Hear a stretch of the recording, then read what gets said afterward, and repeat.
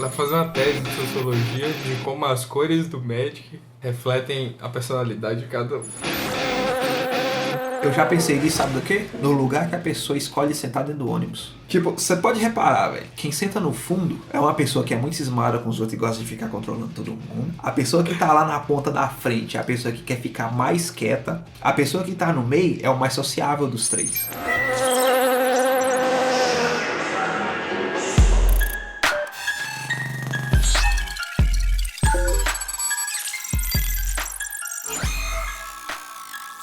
Fala galera, eu sou o Lucas e tô na quest da busca pelo café perfeito. Eu sou o Léo Gersen e eu perdi a chance de ser um milionário. Eu sou Isnaldo Ferreira e meu pai me deu uma nica.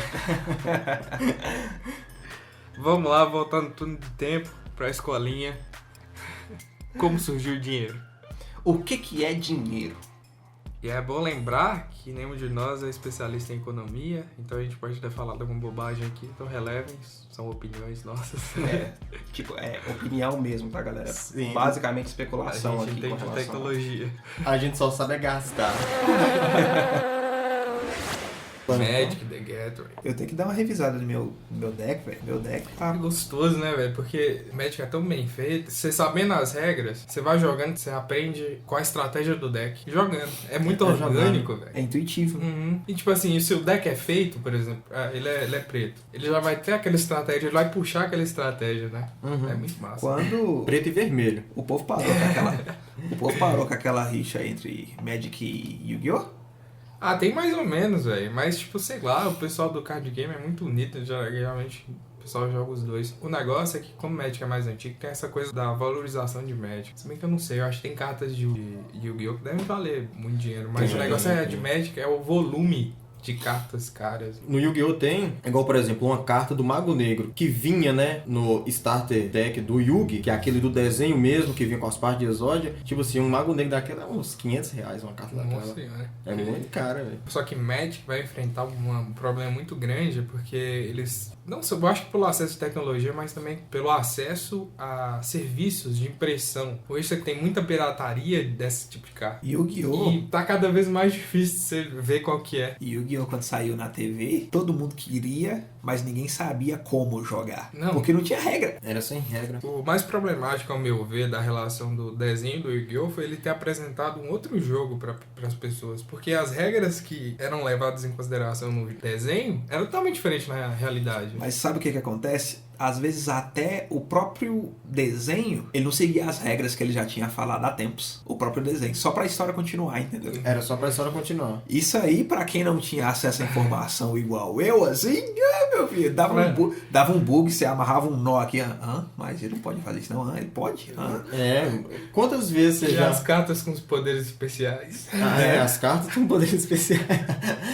O coração das cartas, rapaz. Assim, lá em Cachoeira eu sempre joguei naquelas regras do desenho porque era todo mundo conhecia, mas eu sempre sabia que era um jogo de summonar, né? Você tem que sacrificar as estrelas lá, a quantidade de estrelas pra você poder invocar o mais forte. Eu fui aprender o jogo de verdade jogando o Yu-Gi-Oh! Do emulador de GBA. As regras de Yu-Gi-Oh! Mudaram muito. Eu acho que foi um negócio meio que eles não esperavam, assim, a febre de Yu-Gi-Oh! Tudo era mato, digamos assim. Aí quando saiu o desenho que o povo viu, que fez aquele sucesso todo, aí que eles começaram a fazer, não, nós temos que criar umas regrinhas pra isso aqui. Aí criou. Mas essas regras permitiam umas brechas enormes no jogo que o cara acabava na primeira jogada, na primeira rodada, assim, o outro nem joga uma carta. Não, então nós temos que criar mais uma regra aqui. E foi assim. Até virar o que é hoje. Eu acho que são de maturidade também. Magic teve muito mais tempo justamente pra corrigir esses erros. Né? Você viu que mudou a regra de Mulligan, né? Que agora não é mais Mulligan, esqueci o nome. O esquema é o seguinte: agora você olhou sua mão, 7 cartas. Você vai, embaralha de novo. Aí você vai e compra 7 de novo.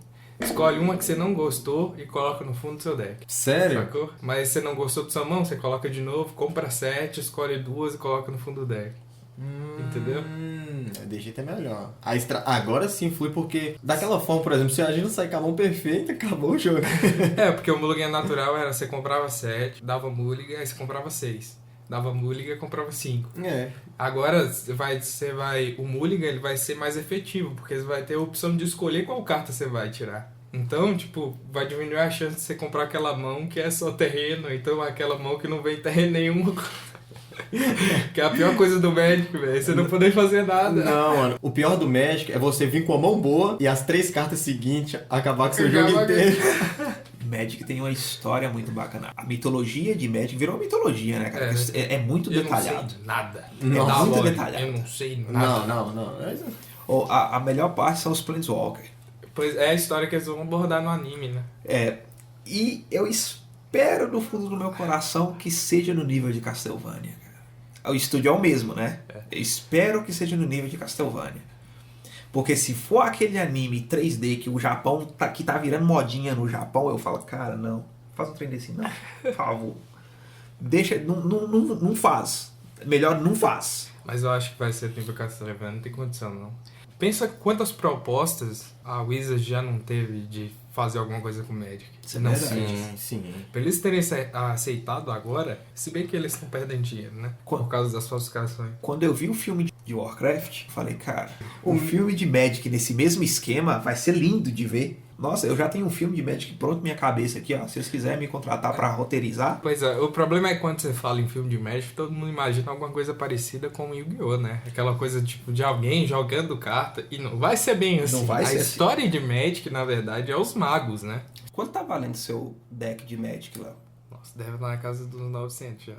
E os seus, Léo? O meu também tá por isso. A última vez que eu olhei, o que eu acho que quase um ano atrás, ele já tava uns R$800. Essa é a ponta que a gente vai puxar, né? Uma coisa que tem um valor subjetivo, mas que gera toda uma economia, é o próprio Magic. Cada carta tem uma tiragem, ou seja, dependendo da demanda ou de qual deck está sendo vitorioso, quais cartas tem nele, isso faz as cartas que tem nele valorizarem, porque as pessoas querem essas cartas, e quanto menos tiragem tem, mais valor vai ser essas cartas. E tem gente que praticamente vive de investimento em Magic, que é comprar carta e vender carta, porque o valor oscila e etc.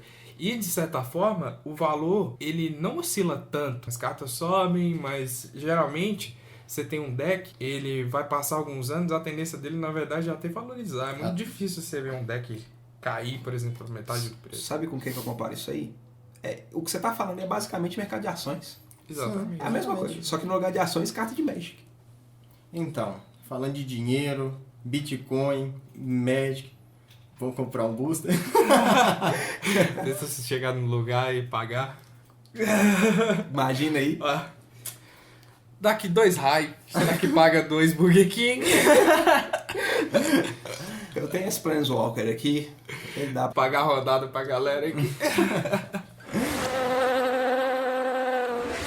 A gente lembra lá das explicações da professora, que tudo começou no escambo, na troca voluntária. Por sal. Imagina a quantidade de pessoas que sofriam de infarto naquela época, trocar sal, mano. E açúcar foi durante um tempo uma moeda muito valorizada, né? O pessoal quando descobriu o açúcar, colocava açúcar em tudo. E o Brasil era o maior exportador, né, cara? Exatamente. Os dois produtos que basicamente fizeram a economia da América girar, principalmente em outros países, o Brasil teve o controle delas. Mas... Café, açúcar. Café e açúcar. O México era muito rico por causa da banana, né? Isso. Tem aquela história que aí, como a gente usa a mesma linhagem de banana genética, ou seja, aquela linhagem sem semente, docinho e tal, e a gente faz clones dela, por isso que a banana de verdade, a selvagem, ela tinha sementes enormes, dentro tinha muito pouquinho massa, sabia, né? A gente achou uma mutação que não tem sementes, é docinha, e fez clones dela. Aí surgiu uma praga, e vai fazer... Toda banana é transgênica. Surgiu uma praga. Como não tinha outras variedades, então nenhum era forte. Toda uma linhagem de banana foi devastada, assim. Momento ecologia, com Léo Gerson. Tanto que a banana que a gente consome hoje é outra linhagem, que foi começada a plantar em outro lugar lá, que ela também era sem semente e tal, e é a que a gente consome hoje. Se surgir outra praga que dizima ela, acaba a banana. E ela é transgênica. Transgênica. O pessoal tem muito... Como a gente é um canal de ciência e tecnologia, a gente tem que falar que essa guerra contra os transgênicos é bobagem. Não tem fundamento científico nenhum. E é verdade, né, cara? Muita gente vai descobrir que come banana transgênica agora. Ouvindo isso aqui. Entendeu? Porque o alimento transgênico ele é justamente para melhorar as propriedades que o alimento já tem. Exatamente. Foi uma coisa que os teóricos antigos não previam, porque eles achavam que não ia ter comida para todo mundo. A questão é que os alimentos transgênicos, eles vieram, não só alimentos transgênicos, mas os agrotóxicos também. Mas o agrotóxico, ele sendo usado de forma correta, ou seja, ele tem que ser usado num período do plantio, que quando chegar na colheita já não vai ter vestígio nenhum no produto final. Logicamente que isso depende de uma fiscalização muito boa, coisa que não existe no Brasil. E ainda tem aí parlamentar querendo afrouxar, né? Cara, é aquela questão, né? É a mesma coisa da água. A gente tem propaganda para racionamento de água para a população, sendo que quem é responsável por mais de 70% do desperdício da água é o agronegócio. Enfim, moeda.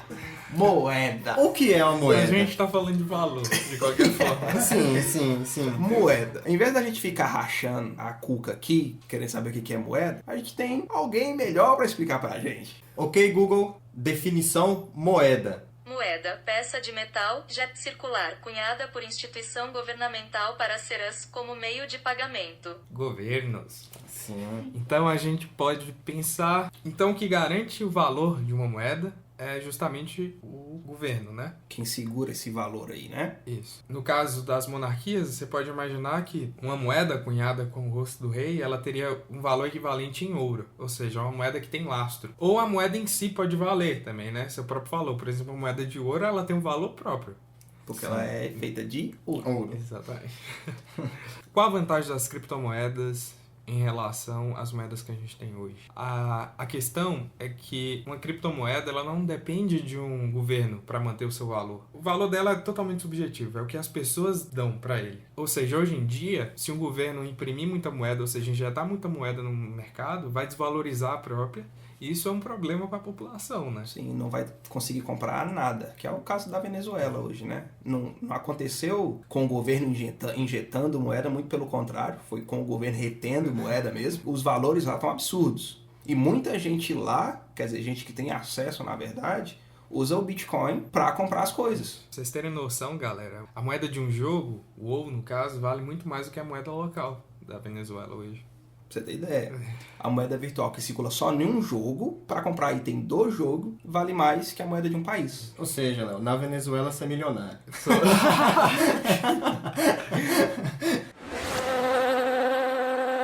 A proposta do Bitcoin é que ela é finita, ou seja, o Bitcoin ele tem um limite, né? Hoje a gente tem 17 milhões de Bitcoin rodando. Já minerados. Já minerado. E mais 8 milhões que podem ser minerados. O que é uma mineração de Bitcoin? E atenção, se liga aí, que é a hora da revisão. A blockchain, ela basicamente é um sistema onde os registros são descentralizados. Ou seja, o registro de uma transação, ela está registrada em vários locais diferentes. Ou seja, se algum lugar for fraudado, não vai funcionar essa fraude, porque ela precisa ser verificada em todos os outros. Em todos os outros. Então isso torna ela muito segura. E por ela ser finita, a gente pode imaginar num contexto internacional, crises locais vão afetar menos a economia local. Por quê? Porque a moeda vai ter especulação internacional. Então crises locais não vai afetar o valor da moeda. Isso é muito bacana de você pensar. Do mesmo ponto, aí a gente já tem a outra mão da história. Porque o que faz o valor da Bitcoin? A gente tá falando da Bitcoin, galera, porque ela é a mais usada. A primeira, né? Ela foi a primeira, mais conhecida também, né? Ela foi a primeira, é a mais conhecida e a de mais valor de mercado que tem. Só que a gente tem outras. A gente tem o Ethereum, a gente tem a Litecoin também.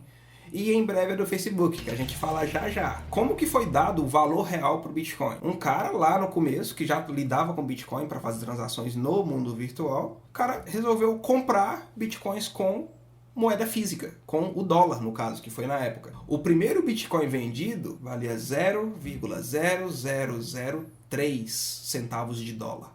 Para você ter ideia, hoje você tem aí uma Bitcoin valendo 17 mil reais, 18 mil reais.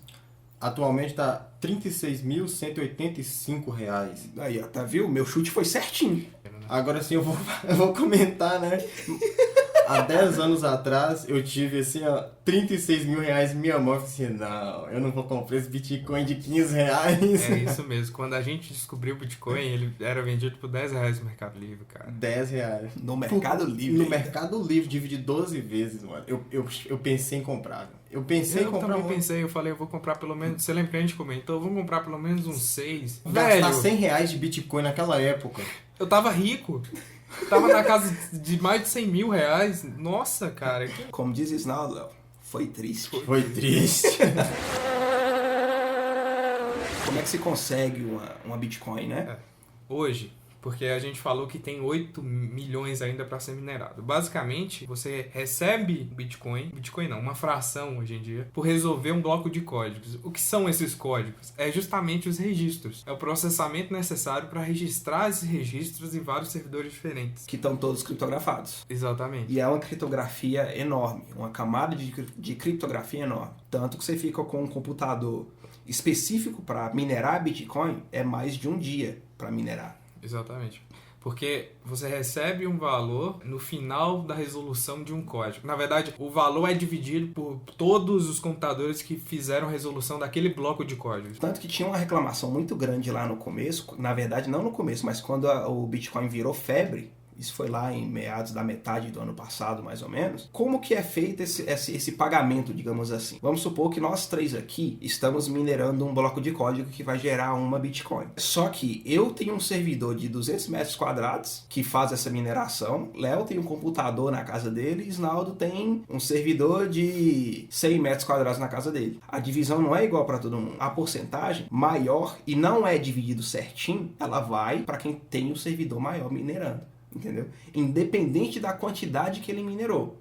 Por exemplo, se tiver só eu que tenho um servidor maior minerando esse bloco de código e tiver 1 milhão de outros usuários com um servidor pequeno minerando, a divisão não vai ser igualitária entre todos. Vai ser 70% para mim, pelo tamanho do meu servidor, independente de quantos outros estão minerando, entendeu? E aí o resto é dividido entre eles. Então, manda quem tem mais poder para minerar. Tanto que a China foi o primeiro país a regulamentar a questão de mineração de Bitcoin, porque tinha empresário lá com servidor do tamanho de um campo de futebol para minerar Bitcoin. As famosas mining farms. Isso.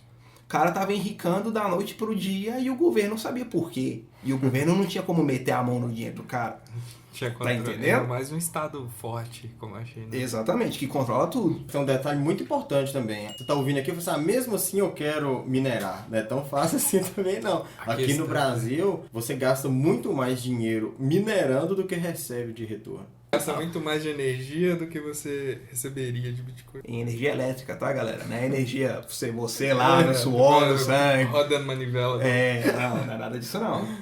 O servidorzinho que você vai usar para minerar Bitcoin, ele vai gastar mais energia do que ele vai conseguir minerar Bitcoin para te dar retorno. O único jeito de se tornar viável hoje é por energia solar, né? Que para implantar é caríssimo. Caríssimo. E aí você tem que ver se o retorno vai ser, né?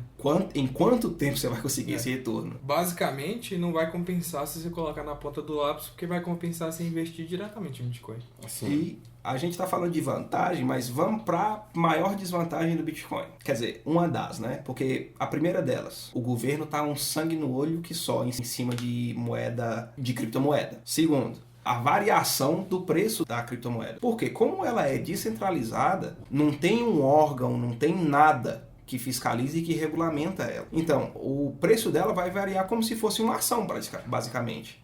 Se eu tô falando bem se o mundo tá falando bem de Bitcoin hoje, o preço dela vai lá nas alturas. Se o mundo tá falando mal de Bitcoin hoje, o preço dela vai lá para baixo. E esse que é um dos maiores problemas de uma Bitcoin hoje. Provavelmente, quando acabarem as Bitcoins a serem mineradas e a gente só tiver ela circulando, vai estabilizar um pouco mais. Mas até lá... Eu acho que só vai ter uma estabilização real, o que é esperado por essa teoria de descentralização, é quando muitos países aceitarem. Quando um país novo aceitar, o valor dela oscila para cima de novo. E tem aquela questão, enquanto chegar no limite, o que vai acontecer? Ela vai acabar? Ela não vai ter mais o mesmo valor, então... Ela vai ficar circulando, acabou. Se alguém tiver mais blockchain para deixar de código aberto lá para todo mundo ir minerar, o preço dela vai lá para baixo. Você já pensou um milionário compra todos os bitcoins que tem, coloca no servidor, bota fogo? Aí, lembrei do caso do cara que morreu, né? Sim. Exatamente. A empresa do cara cuidava não só do Bitcoin, mas de outras criptomoedas de outras pessoas. Um banco que cuidava de criptomoeda. Ok. A segurança em cima da criptomoeda já é grande em si. Principalmente por causa do valor que ela tem e tudo mais. E aí você entra na questão do físico. Esse cara tinha uma segurança enorme em cima do servidor dele, que guardava essas bitcoins. Era tanto a questão biométrica quanto as senhas dele. A biometria não era só digital, tinha fala, tinha a íris, tinha muita coisa. Era uma camada enorme de segurança. Só ele que tinha o acesso a esse servidor. O que aconteceu? O cara morreu e levou tudo com ele. A empresa indenizou os clientes e tudo mais, mas essas bitcoins aí que estavam lá, ninguém mais vai ver. Porque o que acontece? Bitcoin basicamente é um bloco de código, mas para você transferir ele, você precisa entrar primeiro com a chave, né? E aí você transfere para outra conta, ou seja, para outra chave, com senha, que no caso é a carteira, né? Isso. Isso. É basicamente o procedimento que você faz no seu internet Isso. bank. E é bom frisar que essa transferência, você não pode desfazer ela, porque como ela é certificada em vários servidores, a partir do momento que ela é feita, ela é feita. Não é igual a de um banco. A transferência de um banco, por exemplo, ela tem a camada de criptografia dela, porque está lidando com valores e o banco é cheio de regulamentações em cima disso aí. É só que ela é, por exemplo, eu estou fazendo uma transferência para você aqui no meu celular, essa transferência vai daqui, passar pelo banco e ir para aí. Ok. Com uma criptomoeda, a transação já é diferente, porque é um sistema descentralizado. É capaz ela passar até por 1 milhão de computadores antes de chegar no destino dela. E é por isso que a Bitcoin é tão usada no mercado negro, né? É. Justamente por causa disso. E até por fraudes, né? Porque a partir do momento que você passou o dinheiro para a pessoa, você passou. Lavagem de dinheiro. Exatamente. Todas essas informações sobre a carteira dele, essas coisas estiverem em um computador e ninguém mais tiver acesso a isso, ninguém toca nesse dinheiro, ninguém faz mais transações com esses bitcoins. O pessoal pode falar, mas um hacker consegue hackear. A questão é, a camada de criptografia é tão grande, se eu não me engano, ela é muito maior do que 2048 bits. A camada de 2048 bits por si só ela já é enorme, tanto que um servidor da NASA, para quebrar uma senha criptografada a 2048 bits, ele levaria mais de uma semana, por exemplo. Basicamente, quanto mais bit, mais números. Isso, quanto mais bit, mais caractere, mais conseguir proteger esse dado. Mais difícil. Mais difícil é para quebrar essa criptografia. Outro problema que o Bitcoin, que é a mais forte hoje, vai enfrentar é a moeda do Facebook. E é exatamente o que me fez perder um pouco da fé do Bitcoin. Porque as pessoas esperam, ou pelo menos quem é entusiasta do Bitcoin, é que eles acham que vai ter uma hora que todo mundo vai aceitar o Bitcoin e vai usar justamente por essa coisa de ser descentralizado. Mas com uma proposta de empresas muito mais influentes entrando nesse mercado, eu acho muito mais provável que essas moedas sejam aceitas do que o Bitcoin. Sim, o Bitcoin de exemplo, tem muita gente que é cismada com o Bitcoin. Agora você vai e pega a Libra do Facebook que ele vai lançar. Quem que tá lançando? Ah, é o Facebook. Ah, então beleza. Tá entendendo? Porque a empresa em si, ela tem um valor, né? Exatamente. Não é uma coisa que alguém que ninguém conhece tá te recomendando, por exemplo. É uma coisa que um conhecido seu tá falando, ó, eu fiz isso aqui.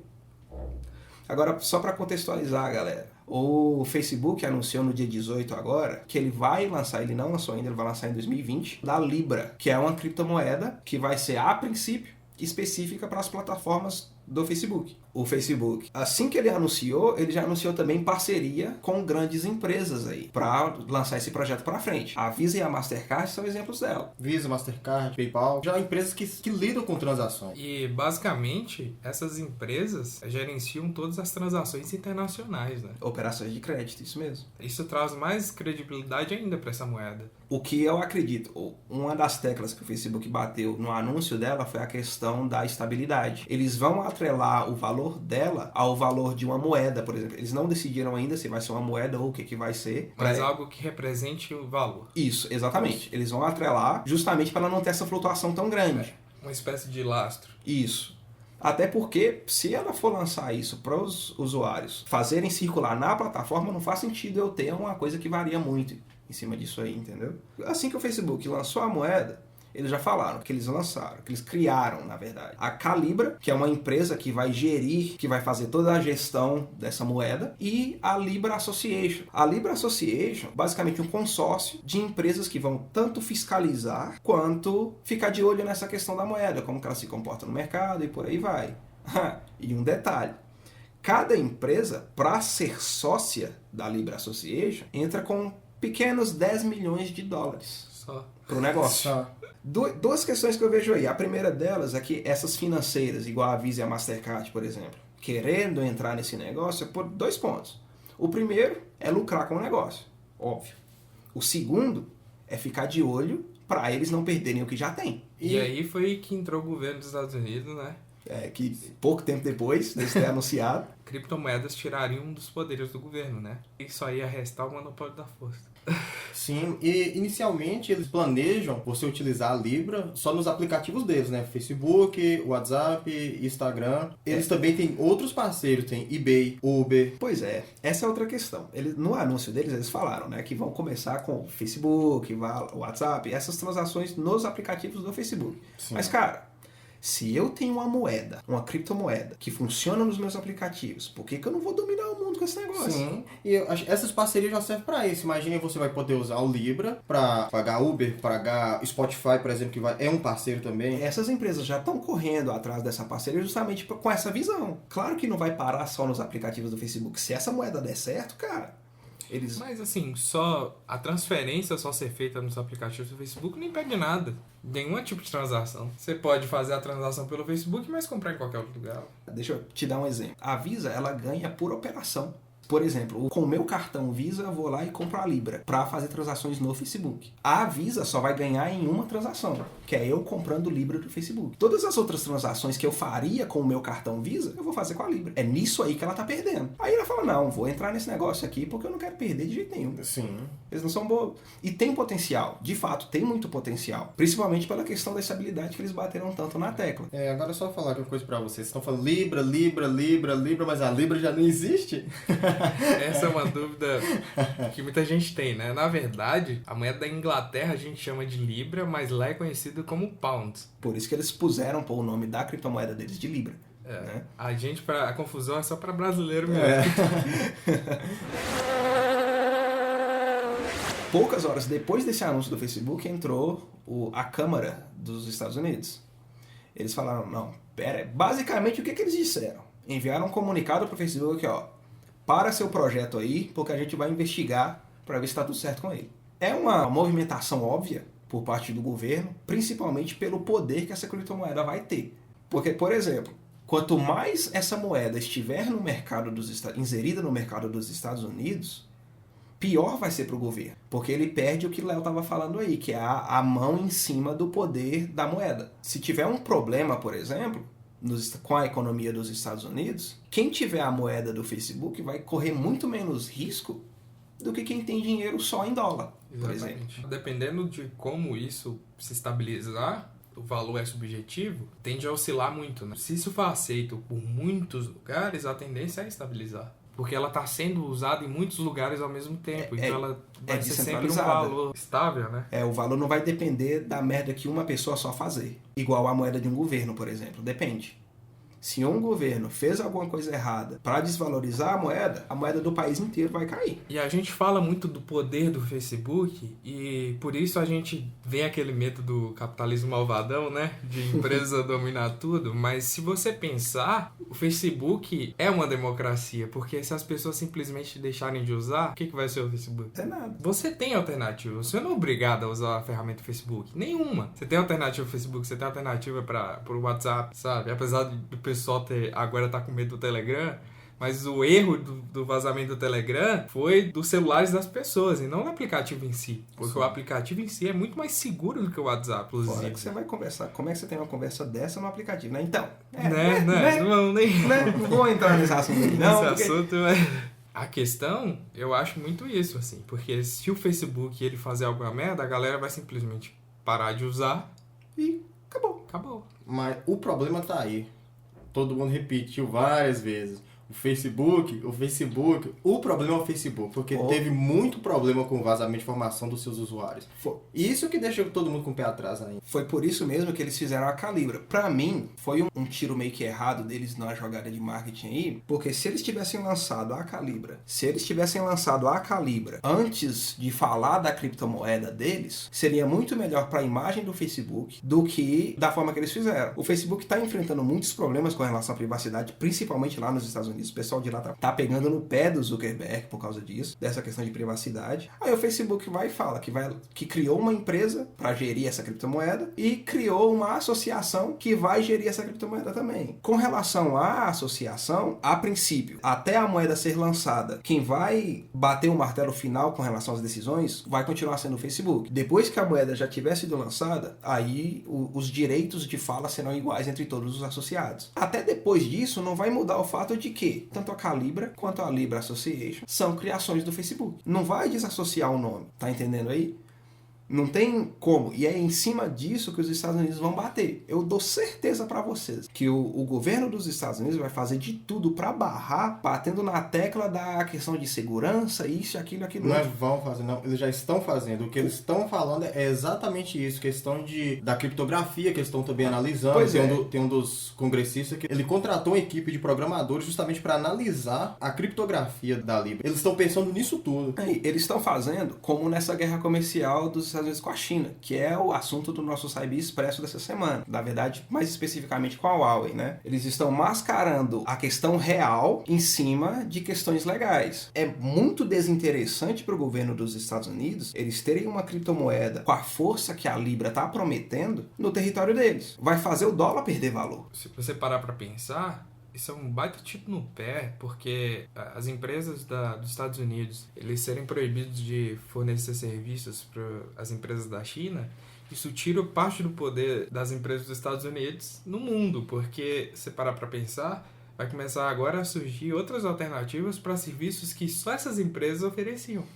Exemplo disso é o sistema operacional da Huawei. Há 7 anos ela estava desenvolvendo o sistema. Ela estava levando o projeto devagar justamente porque ela tinha o Android do Google. Aí com essa guerra comercial, a Google cortou o Android para a Huawei por causa da ordem que o Trump assinou e a Huawei não perdeu tempo. Não, vamos lançar nosso sistema então. Pronto. E lançaram. Ele é praticamente uma cópia do Android. A Google não vai dar nenhum suporte, mas os aplicativos vão funcionar. Os Exatamente. aplicativos do Android vão funcionar nele livremente. Ele é baseado no Android, né? As criptomoedas chegando, o Facebook, essa proposta, principalmente de poder investir em países pequenos, né, digamos assim, que tem uma economia assim baixa, para onde vai os bancos?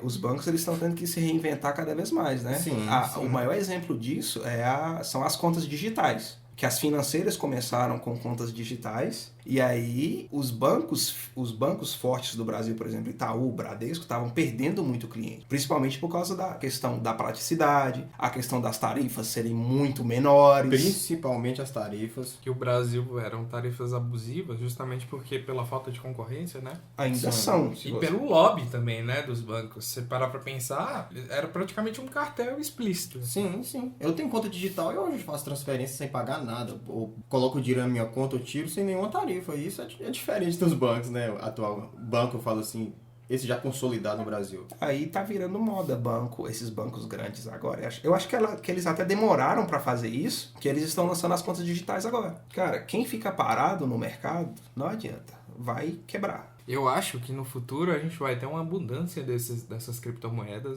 e a gente vai escolher assim. Cada instituição vai ter sua moeda e você vai escolher qual que você vai usar, qual menos flutua, ou sei lá qual vai ser o critério que a gente vai usar. Pode ser uma viagem muito grande minha.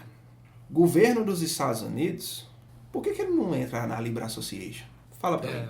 Assim, ele vai ter um controle de perto. Mas não vai ter um controle absoluto. A questão é essa. Se ele quisesse, se a intenção deles fosse só garantir a segurança e blá blá blá blá blá blá blá blá blá, vira associado. Tem gente que acredita no fim do Estado. Tem gente que acredita que a Terra é plana, né? Eu acredito de verdade que vai mudar muito. Tem que mudar. Vai mudar muito. Tem muita coisa pra mudar. O tipo de governo que a gente conhece hoje vai ser totalmente diferente. É o que os Estados Unidos estão temendo, desestabilizar a economia mundial. Realmente vai revolucionar ou estabilizar. Eu acho que estabiliza. A questão é que muita gente tem esse cálculo de que, tipo assim, pra algum lugar ter muito, algum lugar tem que ter menos. Não é bem assim, né? Porque se gera riqueza através de vários mecanismos. Tem uma máxima do capitalismo que fala, né? Que pra você ganhar, alguém tem que perder. A questão é que, descentralizando, a tendência eu acho que é bem estabilizar mesmo. Assim. Sim. As coisas pararem de ter esse valor distinto de um país para outro, por exemplo. Imagina aí. Porque o valor da moeda vai ser o mesmo. Então, não vai mudar muito, sabe? Você pode ter mais coerção governamental no sentido de controle direto, ou seja, imposto de renda mesmo. Mas ela vai perder outros impostos de conversão de moeda, por exemplo. Então, galera, o Saibi Café chegou no fim, depois de aprender como usar o dinheiro, aprender o que é o dinheiro, O que é moeda? mas o Saibi não para por aqui. Você pode acessar o nosso site, canal do YouTube e nosso Instagram. Estamos em todas as redes sociais. Notícias fresquinhas todos os dias a respeito dos assuntos que estão movendo o mundo da tecnologia.